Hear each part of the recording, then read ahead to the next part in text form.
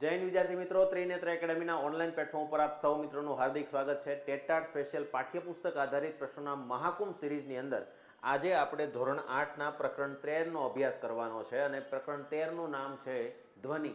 ધ્વનિ વિશે સંપૂર્ણ માહિતી આપણે અહીંયા મેળવવાની છે. ચાલો તો વાત કરીએ. અહીંયા સૌથી પહેલા આ ધ્વનિ વિશે આપણે અગાઉ ધોરણ 9ની અંદર પણ ભણી ગયેલા છીએ, પણ બેઝિક કેટલીક માહિતીઓ આની અંદર પણ આવશે.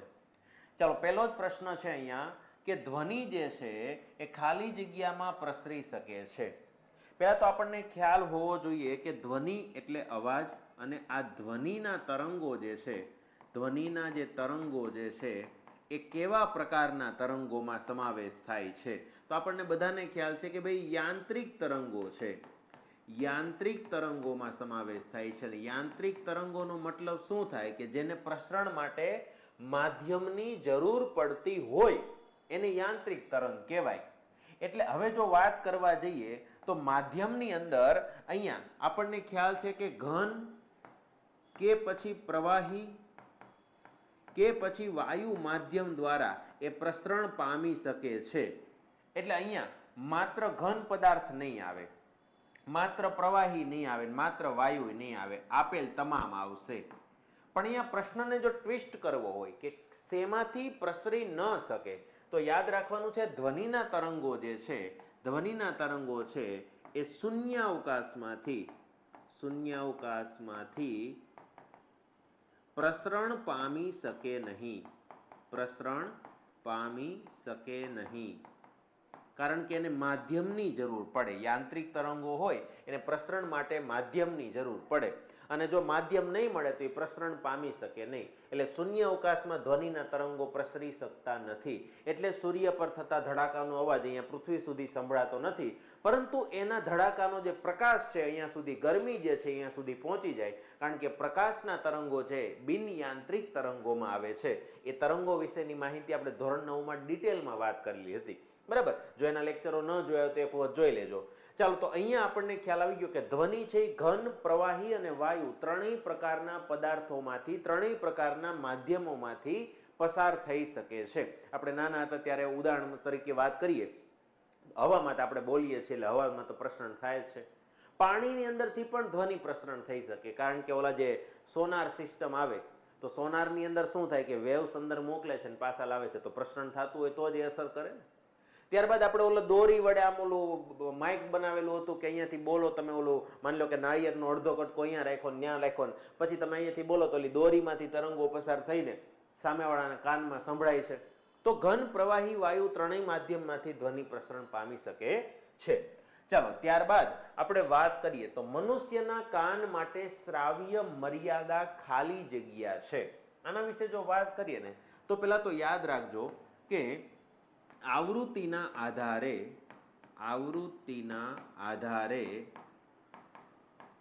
ધ્વનિના પ્રકારો,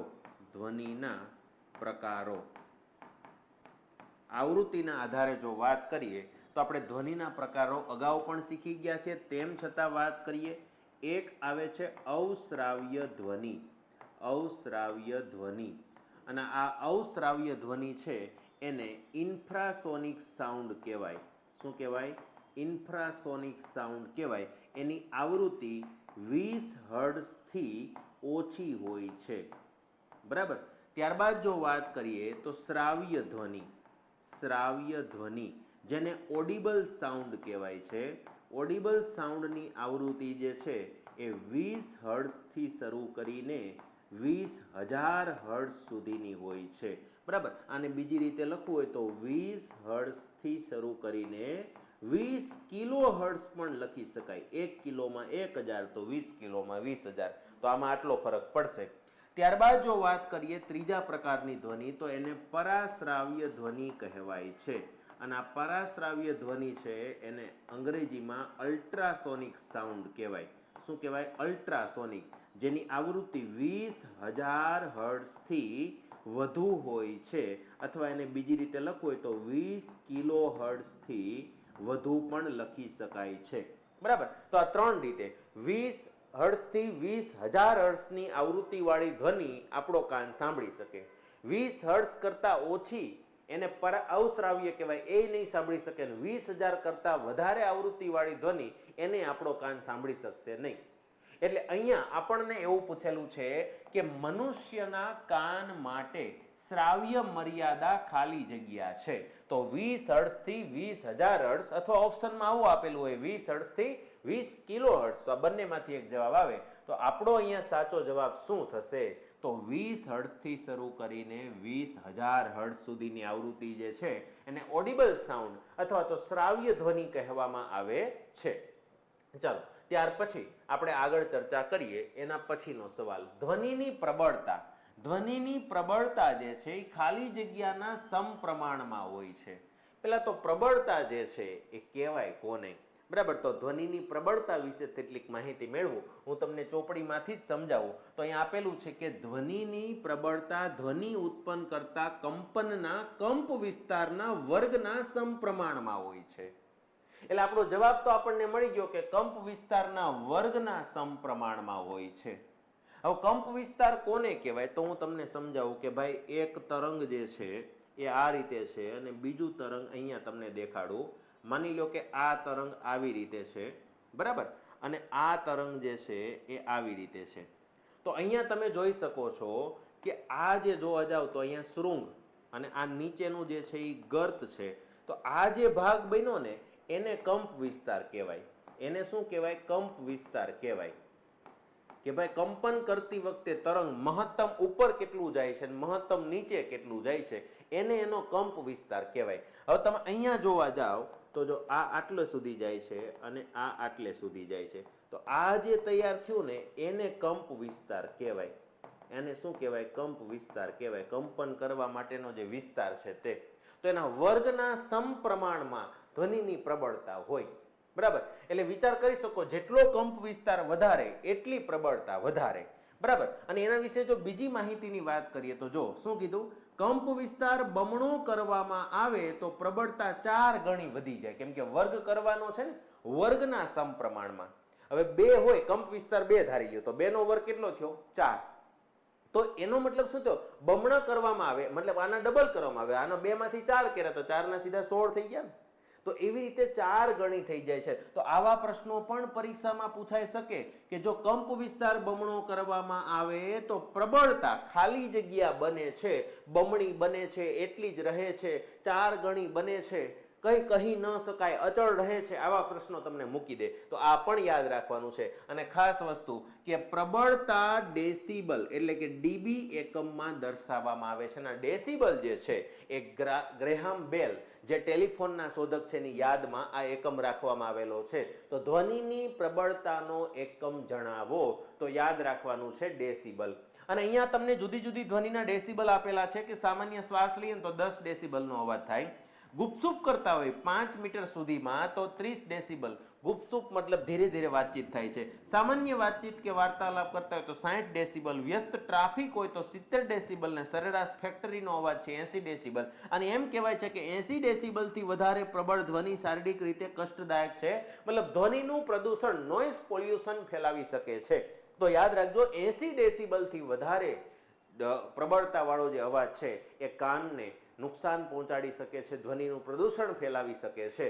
તો આ વસ્તુ જે વાત થઈ એમાંથી તમને ઘણું બધું જાણવા મળ્યું. તો પ્રબળતા જે છે એ કંપ વિસ્તારના વર્ગના સમપ્રમાણમાં. જો કંપ વિસ્તાર બમણો કરવામાં આવે તો પ્રબળતા 4 ગણી થઈ જાય. પ્રબળતા જે છે એનો એસઆઈ એકમ ડેસિબલ છે. 80 ડેસિબલ થી ઊંચી ધ્વનિ વાળો જે અવાજ છે એને આપણે ઘોંઘાટની અંદર ગણીશું, નોઇઝ પોલ્યુશન માટે જવાબદાર ગણીશું. તો આટલી વસ્તુ તમારે અહીંયાથી યાદ રાખવાની છે. આગળ વાત કરીએ એના પછીનો સવાલ. મસ્ત મજાનો સવાલ પૂછો કે ધ્વનિની પ્રબળતા ખાલી જગ્યા એકમમાં દર્શાવાય. હવે આપણને બધાને ખબર છે ડેસિબલ, ડીબી. બરાબર, ચાલો અહીંયા બાકીના જે એકમો છે એની જો વાત કરવા જઈએ તો હર્ટ્ઝ જે છે ને એને દર્શાવવું હોય તો આ રીતે. હર્ટ્ઝ છે ને એ આવૃત્તિનો એકમ છે. કોનો એકમ છે? આવૃત્તિનો. અને આ પાસ્કલ ને દર્શાવવું તો આવી રીતે પીએ. અને પાસ્કલ જે છે ને એ દબાણનો એસઆઈ એકમ છે. કોનો એકમ છે? દબાણનો એસઆઈ એકમ છે. આ પણ આપણે સાથે સાથે યાદ રાખી લઈશું. ચાલો, મસ્ત મજાનો સવાલ છે કે પુરુષોમાં સ્વર તંતુઓ લગભગ ખાલી જગ્યા મિલીમીટર લાંબા હોય છે. તો યાદ રાખવાનું છે 20 મિલીમીટર લાંબા હોય છે, અને સ્ત્રીઓનું પૂછ્યું હોય તો 5 મિલીમીટર જેટલા ટૂંકા હોય છે. બરાબર, એ આપણને ચોપડીમાં પાઠ્યપુસ્તકમાં આપેલું છે કે પુરુષોમાં સ્વર તંતુઓ, જે સ્વર પેટીમાં સ્વર તંતુ આવે એ 20 મિલીમીટર લાંબા હોય છે, અને સ્ત્રીઓની અંદર તેઓ લગભગ 5 મિલીમીટર જેટલા ટૂંકા હોય છે. બાળકોમાં સ્વર તંતુઓ ઘણા ટૂંકા હોય છે, કારણ કે પુરુષો, સ્ત્રીઓ અને બાળકોના અવાજમાં જુદા જુદા હોય છે. તમે જેમ જેમ બાળક તરફ જતા જાઓ એમ એમ અવાજ તીણો થતો જાય. બરાબર, તો આ વસ્તુ યાદ રાખવાનું. પુરુષોના સ્વર તંતુ લાંબા છે એટલે એનો અવાજ છે એ આવો જાડો છે. બરાબર, ઢોલ જેવો છે. જ્યારે સ્ત્રીઓના સ્વર તંતુ ટૂંકા છે એટલે એનો અવાજ તીણો છે, અને એનો અવાજ છે સિસોટી જેવો છે, વિસલ જેવો છે. આ વસ્તુ યાદ રાખજો. એટલે બરાબર, આગળ વાત કરીએ આપણે તો નીચેનામાંથી કયા સ્વરૂપના માધ્યમમાં ધ્વનિ ખૂબ ઝડપથી પ્રસરણ પામે છે? આ મસ્ત મજાનો સવાલ પૂછ્યો કે શું લાગે છે કઈ જગ્યા એવી છે કે જ્યાંથી ધ્વનિ સ્પીડમાં પસાર થઈ શકે? તો એક વસ્તુ અહીંયા નોંધવા જેવી છે કે યાદ રાખજો કે ધ્વનિ છે એ આપણને ખબર છે કે યાંત્રિક તરંગ છે ને માધ્યમની જરૂર પડે, અને વાઇબ્રેશન જે છે એક જગ્યાથી બીજી જગ્યાએ મોકલવા માટે. તો એક નોંધ સ્વરૂપે એક વસ્તુ પહેલા તો યાદ રાખવાની છે કે માધ્યમના કણો જેટલા નજીક હોય તેટલી ધ્વનિ ઝડપથી પ્રસરણ પામી શકે. તો હવે તમને આઈડિયા આવી ગયો હશે કે આપણી પાસે 3 પ્રકારના માધ્યમ હોય: ઘન, પ્રવાહી અને વાયુ. તો આમાં કણો સૌથી નજીક કોને હોય? આને. તો સૌથી વધુ ઝડપે ધ્વનિ છે ઘન પદાર્થમાંથી પસાર થાય, ત્યાર પછી પ્રવાહી, અને ત્યાર પછી વાયુના કણો છૂટા છવાયા હોય એટલે સૌથી ધીમી ઝડપે પ્રસરણ પામે ધ્વનિ. એટલે આ વસ્તુ ખાસ યાદ રાખવાની છે કે સૌથી ઝડપથી ઘન પદાર્થમાંથી જ ધ્વનિ પ્રસરણ પામી શકે છે. ત્યાર પછી એનાથી ધીમી ઝડપ કહીએ તો પ્રવાહી અને વાયુમાં સૌથી ધીમી ઝડપે. હવે આપણને એમ નથી વિચાર આવવાનો કે હું આમ નામ બોલું છું તો તમને સીધો અવાજ હવામાંથી આવે છે, પણ હું લોખંડનો સળિયો રાખીને એમાં બોલું તો કે લોખંડના સળિયામાં સામેની સાઈડ અવાજ ન હોય જાય. પણ વાઇબ્રેશનની વાત થાય, ધ્વનિની વાત થાય, કંપન, વાઇબ્રેશન. બરાબર, આ વસ્તુ યાદ રાખજો. તમે વિચાર કરો ને કે હું આમ કરીને આમ કરું તો કઈ સામેવાળાના કાનમાં થોડા આમ ઓલું વાઇબ્રેશન વહી જાય, પણ હું સળિયો રાખીને આમ ટંગ કરું તો સામેવાળાના કાનમાં અવાજ આવશે. બેન્ચીસ ઉપર આપણે આમ માથું રાખીને આમ કરતા હોય ને કોક ઓલા છેડે છે કે ટંગ ટંગ ટંગ ટંગ કરતો હોય તો આપણને અવાજ આવે. તો આ વસ્તુ યાદ રાખવાની છે. તો અહીંયા આપણો સાચો જવાબ થશે કે ઘન પદાર્થમાં સૌથી ઝડપથી પ્રસરણ પામે છે, અને શૂન્ય અવકાશમાં તો પ્રસરણ પામે જ નહીં. બરાબર, આ આપણે પહેલાય વાત થઈ ગઈ હતી. ચાલો, આવા પ્રશ્નો પૂછાય ત્યારે ખાસ ધ્યાનમાં રાખવાનું છે.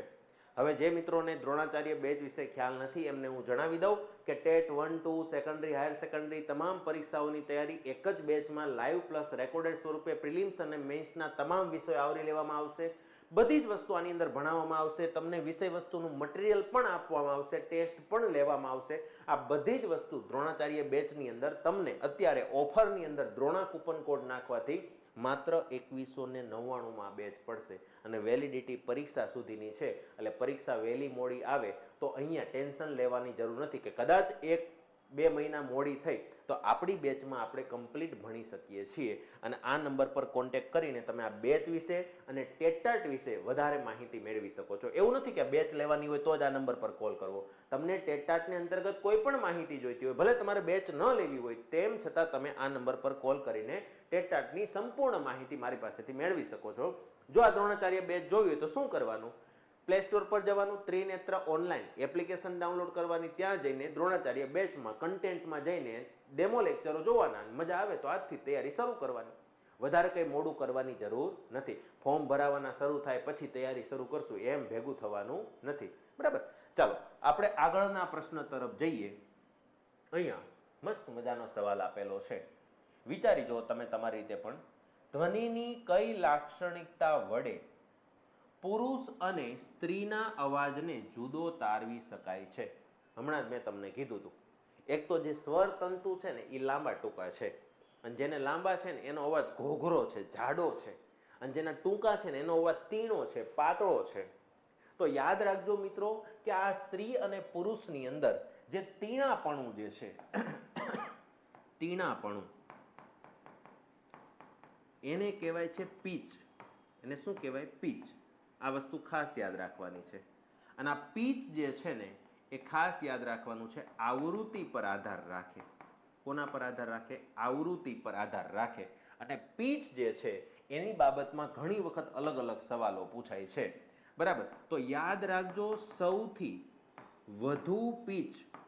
વધુ પીચ વાળો અવાજ જે છે એ યાદ રાખજો સૌથી તીણો અવાજ હોય છે. સૌથી તીણો અવાજ, બરાબર? જેમ કે અહીંયા વાત કરીએ તો સ્ત્રીઓમાં, બરાબર? ત્યારબાદ યાદ રાખજો સૌથી ઓછી પીચ જે છે એ શેમાં હોય છે? તો સૌથી ઓછા તીણા અવાજમાં, અને એ અવાજ પુરુષોનો અવાજ હોય છે, પુરુષોમાં, બરાબર? આ વસ્તુ ખાસ ધ્યાનમાં રાખવાની કે જેટલો જાડો અવાજ એટલી પીચ ઓછી, જેટલો વધુ તીણો પતલો અવાજ એટલી પીચ વધારે. તો પીચ વધારે કોનામાં હોય? સ્ત્રીઓના અવાજમાં. પીચ ઓછી કોનામાં હોય? પુરુષોના અવાજમાં. હવે સિંહ ગર્જના કરે છે તો એમાં પીચ વધારે હોય કે ઓછી હોય? તો પીચ ઓછી હોય, જાડો અવાજ છે, ઘોઘરો અવાજ છે એક ટાઈપનો. અને કોયલ ટહુકા કરે છે તો એમાં પીચ ઓછી હોય, વધારે હોય, એટલે એ તીણો અવાજ છે, મસ્ત. તો આ વસ્તુ યાદ રાખ. ઢોલ વાગે છે તો પીચ ઓછી છે, વિસલ વાગે છે પીચ વધારે છે. આ વસ્તુ યાદ રાખવાની છે. તો અહીંયા આપણને ખ્યાલ આવ્યો કે સ્ત્રી અને પુરુષના અવાજની લાક્ષણિકતાને અલગ કરવા માટે મુખ્ય કારણ છે પીચ, બરાબર? આ વસ્તુ યાદ રાખજો. ચાલો, ત્યાર પછી મસ્ત મજાનો સવાલ છે કે કંપન કરતી વસ્તુઓના એકમ સમયમાં થતા દોલનોની સંખ્યાને ખાલી જગ્યા કહે છે. હું તમને આકૃતિ દોરીને સમજાવું. આપણી પાસે બે તરંગો હોય, અને એમાં આવૃત્તિ સમજવી છે, બરાબર? માની લો કે અહીંયાથી લઈને આ જે સમય છે એ માની લો કે 2 સેકન્ડનો સમય છે. કેટલી સેકન્ડનો સમય છે? 2 સેકન્ડનો સમય છે, બરાબર? અહીંયાથી લઈને આટલે સુધીનો જે સમય છે તે. હવે માની લો કે આમાં જે તરંગ છે એ આવી રીતે છે, બરાબર? અને આમાં જે તરંગ છે એ આવી રીતે છે, આવી રીતે તરંગ છે. હવે તમે વિચાર કરવા જાઓ તો એક તરંગ કોને કહેવાય? આપણને ખબર છે કે ભાઈ આ એક શૃંગ ને એક ગર્ત, એટલે એક તરંગ પૂરું થઈ ગયું. અહીંયા આ બીજું તરંગ, આ ત્રીજું, આ ચોથું, આ પાંચમું, આ છઠ્ઠું, આ સાતમું, અને અહીંયા આઠમું પૂરું થયું. તો આમાં તમને ખબર છે 8 તરંગો પૂરા થયા. કેટલા તરંગો પૂરા થયા? 8 તરંગો. જ્યારે આમાં 1, 2 અને 3 વધીને 3 તરંગો પૂરા થયા. કેટલા તરંગો પૂરા થયા? 3 તરંગો. તો એકમ સમયમાં એટલે કે 2 સેકન્ડમાં અહીંયા 8 તરંગો અને 2 સેકન્ડમાં અહીંયા 3 તરંગો. તો આવૃત્તિ કોની વધારે છે? ઉપરવાળાની. એટલે આ વસ્તુ યાદ રાખજો કે આવૃત્તિ જે છે એ કંપન કરતી વસ્તુના એકમ સમયમાં થતા કંપનોની સંખ્યાને શું કહેવાય? એની આવૃત્તિ કહેવાય. અને આવૃત્તિની બાબતમાં ખાસ યાદ રાખજો કે આવૃત્તિ જે છે એ એક પ્રકારની સંખ્યા છે. અને આવૃત્તિનો એસઆઈ એકમ પૂછવામાં આવે તો આપણે યાદ રાખવાનું છે હર્ટ્ઝ, દર્શાવવા માટે HZ, બરાબર? આ વસ્તુ ખાસ યાદ રાખવાની છે. તો અહીંયા આપણો જવાબ શું થઈ જશે? આવૃત્તિ. અહીંયા જવાબ શું થઈ જશે? આવૃત્તિ. અને આવા તરંગોની આવૃત્તિ વધારે હોય, આવા તરંગોની આવૃત્તિ ઓછી હોય. આ વસ્તુ યાદ રાખવાની, બરાબર? ચાલો આગળ વધીએ. તો મસ્ત મજાનો એવો જ એક બીજો સવાલ પૂછેલો છે. અહીંયા આપણને આપેલું છે કે એક કંપન પૂર્ણ કરવા માટે લાગતા સમયને ખાલી જગ્યા કહે છે. હવે ફરી પાછું જો વિચારવા જઈએ તો હું તમને ફરીવાર એક તરંગ બનાવીને આપું છું. હવે વિચાર કરો કે એક તરંગ જે છે એ આ રીતે છે અને એક તરંગ છે એ આ રીતે છે. હવે અહીંયા તરંગ અહીંયા પૂરું થયું, અહીંયા પેલું તરંગ અહીંયા પૂરું થયું. હવે માની લો કે આને 2 સેકન્ડ લાગી, આને 2 સેકન્ડ લાગી અને આ તરંગને પૂરું થવા માટે 1 જ સેકન્ડ લાગી. કેટલી સેકન્ડ લાગી? 1. તો આ જે સમયગાળો છે, આ એક તરંગ લાંબુ છે તો એનો એક તરંગ પૂર્ણ થવા માટે 2 સેકન્ડનો સમય લાગે છે, એક તરંગ પૂર્ણ થવા માટે 1 જ સેકન્ડનો સમય લાગે છે, તો એને કહેવાય આવર્તકાળ. એટલે કોઈ પણ જગ્યાએ સમયની વાત થાય તો એને શું કહેવાશે? આવર્તકાળ. આવર્તકાળ જે છે એ એક પ્રકારનો સમયગાળો છે. શું છે? સમયગાળો છે. એટલે એનો એસઆઈ એકમ પૂછવામાં આવે તો યાદ રાખવાનું છે સમયગાળાનો એસઆઈ એકમ આપણને ખબર દરેક જગ્યાએ સેકન્ડ જ થાય. એટલે અહીંયા આપણે યાદ રાખશું કે આનો આવર્તકાળ વધારે છે, આનો આવર્તકાળ ઓછો છે. કદાચ તમને આકૃતિઓ આપીને પૂછે તો આપણને આ ખ્યાલ હોવો જોઈએ. બરાબર. તો અહીંયા આપણને જે પ્રશ્ન પૂછ્યો છે એનો જવાબ શું થશે? આવર્તકાળ. કે એક કંપન પૂર્ણ કરવા માટે લાગતા સમયને શું કહેવામાં આવે? તો આવર્તકાળ કહેવામાં આવે, જેનો એસઆઈ એકમ છે સેકન્ડ. એકમ સમયમાં પૂર્ણ થતા દોલનની સંખ્યાને શું કહેવાય? તો આવૃત્તિ કહેવાય. આવૃત્તિનો એકમ શું છે? હર્ટ્ઝ છે. અને આપણે વાત કરીએ ને 20 હર્ટ્ઝ કરતા ઓછી ધ્વનિ, 20 હર્ટ્ઝ થી 20,000 હર્ટ્ઝ વાળી ધ્વનિ, 20,000 હર્ટ્ઝ કરતા વધુ આવૃત્તિ વાળી ધ્વનિ, તો આ બધું આપણે યાદ રાખવાનું છે. બરાબર. ચાલો આગળના પ્રશ્ન તરફ જઈએ. ધ્વનિની પીચ ખાલી જગ્યા ઉપર આધારિત હોય છે. હમણાં જ આપણે વાત કરી જ્યારે પીચની વાત કરતા હતા ત્યારે કે ધ્વનિની પીચ જે છે એ આવૃત્તિ પર આધારિત છે. શેના પર આધારિત છે? આવૃત્તિ પર આધારિત છે. મસ્ત મજાનો સવાલ પૂછો. અલ્ટ્રાસાઉન્ડ, અલ્ટ્રાસોનિક સાઉન્ડ કહેવાય. શું કહેવાય? Ultrasonic sound. અલ્ટ્રાસોનિક સાઉન્ડનો ઉપયોગ હું તમને જણાવી દઉં. અલ્ટ્રાસોનિક સાઉન્ડ અથવા એને પરાશ્રાવ્ય ધ્વનિ કહેવાય. પરાશ્રાવ્ય ધ્વનિ ના ઉપયોગો તો ખાસ યાદ રાખવાનું છે સોનારમાં, બરાબર, રડારમાં, પથરીના નિદાનમાં, બરાબર. પછી ઈસીજીમાં પણ ક્યાંક વપરાય છે, હૃદયની જે પ્રતિક્રિયા જાણવા માટે વગેરે જગ્યાએ આનો ઉપયોગ થાય છે. Sound navigation and ranging, radio detection and ranging, બરાબર. રડાર છે હવામાં ઉપયોગ થાય, સોનાર છે પાણીની અંદર જમીનની પાણીની સપાટીની નીચે વસ્તુ જોવા માટે ઉપયોગમાં થાય, પથરીનું નિદાન કરવું હોય, ઈસીજીનું મશીન, આ બધી જગ્યાએ અલ્ટ્રાસોનિક સાઉન્ડનો ઉપયોગ કરવામાં આવે છે. અને અલ્ટ્રાસોનિક સાઉન્ડની આવૃત્તિ કેટલી હોય? આપણને ખ્યાલ છે 20,000 હર્ટ્ઝ કરતા વધારે અથવા 20 કિલો હર્ટ્ઝ કરતા વધારે. એટલે અહીંયા આપણો જવાબ મળશે 20,000 હર્ટ્ઝ થી ઉપર હોય છે. બરાબર. આ વસ્તુ ખાસ યાદ રાખવાની. જો અહીંયા એમ કહી દીધું હોત કે 20 કિલો હર્ટ્ઝ તો પણ એ ચાલે, 20,000 ને 20 કિલો પણ કહેવાય. ચાલો આગળ વાત કરી કે નગારામાં સાની ધ્રુજારીથી અવાજ ઉત્પન્ન થાય છે. આપણને ખબર નગારું હોય તો ઉપરનું જે ચામડાનું મેમ્બ્રેન કહેવાય. જો અહીંયા શું શબ્દ વાપર્યો છે? મેમ્બ્રેન. આવા શબ્દો ખાસ યાદ રાખજો.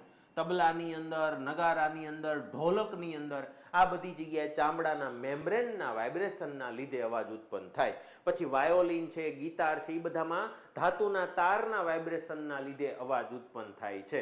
મંજીરામાં એમાં એની સપાટી છે એના વાઇબ્રેશનના લીધે અવાજ ઉત્પન્ન થાય છે. તો જુદી જુદી જગ્યાએ જુદી જુદી વસ્તુના વાઇબ્રેશનના લીધે ધ્વનિ ઉત્પન્ન થતી હોય છે. બરાબર. ચાલો તો આ રીતે આપણે નાનું એવું 8મા ધોરણનું મસ્ત મજાનું ચેપ્ટર ધ્વનિ વિશે ચર્ચા કરી. અને અહીંયા આપણે જે ચેપ્ટર ભણ્યા એ ધ્વનિ ખાલી 8મા ધોરણને રિલેટેડ હતું એટલું જ ભણ્યા છીએ. બાકી અગાઉના ધોરણમાં પણ ધ્વનિ વિશે માહિતી આવી ગઈ છે 9મા ધોરણમાં. એટલે ત્યાં પણ તમે જોઈ શકો છો આપણે કેવા લેવલથી ભણેલા હતા. તો જે ધોરણ છે એ લેવલની વસ્તુ આપણે આની અંદર કરાવીએ છીએ. બરાબર. તો આ વસ્તુનો ખ્યાલ રાખજો. ફરી પાછા મળીશું ધોરણ 8ના ચેપ્ટર નંબર 14 સાથે. ત્યાં સુધી જય હિન્દ, જય ભારત.